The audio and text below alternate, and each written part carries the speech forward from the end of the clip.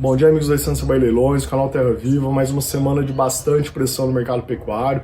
Tá? A gente viu na maioria das praças aí novas quedas ao redor de R$5 com relação à semana passada. Tá? Isso tem um fator específico que é a carne no mercado interno. Tá? Então a carne no mercado interno, apesar da leve reação na semana passada e mais um pouquinho de alta essa semana, o que é natural dentro do mês, o que nós temos produzido, menos que a gente tem exportado, tem sido mais do que o suficiente para atender o mercado interno, então o mercado interno pressionado, né? E vale também pensar com relação à competitividade do frango, tá? Então o frango está muito barato, isso é devido ao aumento de produção mesmo, né? A expectativa e queda de grãos que nós tivemos aí ao longo do primeiro semestre, trouxe bastante produção de grão, então o frango está muito barato com relação à carne bovina aqui no mercado interno, o que leva os consumidores a mais consumo de carne de frango do que de carne bovina de forma geral.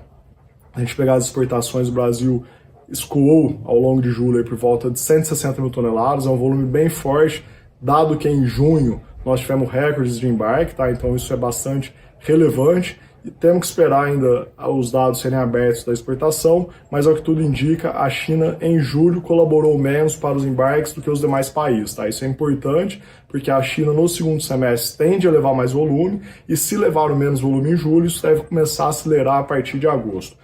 E outro fator que colabora com isso, né, se a gente olhar, o boi brasileiro segue muito competitivo, hoje é o boi em dólares mais barato do mundo, né, a gente teve uma reação do câmbio essa semana, mas vale lembrar que a Argentina nas 2 últimas semanas, que é um grande competidor do Brasil e exporta muito, é o segundo maior exportador para a China, teve uma alta fortíssima ao longo das últimas semanas, voltando para um boi para casa de $60 por arroba, tá? Então o Brasil competitivo deve voltar a embarcar mais no segundo semestre. Se a gente pegar o câmbio, né, nós tivemos o câmbio aí voltando para casa de 4,90, isso é muito importante e vai gerar mais competitividade para nós, que é o fator do Brasil ter reduzido a taxa de juros essa semana, né, em meio ponto percentual, enquanto os Estados Unidos têm mantido as taxas mais altas. Então sai dólares do Brasil, né, os investimentos em renda fixa tendem a ficar mais para os Estados Unidos que para o Brasil, isso deve deixar o câmbio a nível mais desvalorizado, tá, o que traz mais competição para o Brasil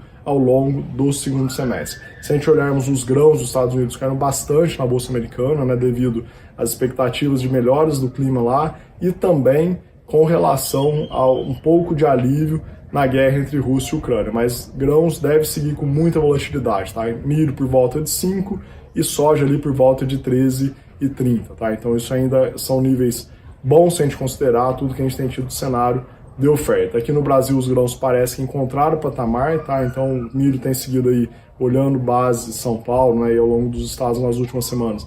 Não tem se movido, ficaram aí por volta da casa de R$55 a saca em São Paulo, os demais estados também estão estáveis. Então um pouco que tem caído nos Estados Unidos, né, tem sido compensado pelo câmbio, e mesmo assim o Brasil ainda segue muito competitivo em milho. Esse ano a gente deve ser o maior exportador global, tá? Mesmo com toda essa pressão, o Brasil ainda é o milho mais barato do mundo, então a China tem vindo buscar aqui. Então é isso, uma boa semana a todos, aqui é o Michel Tertelli da Finpack.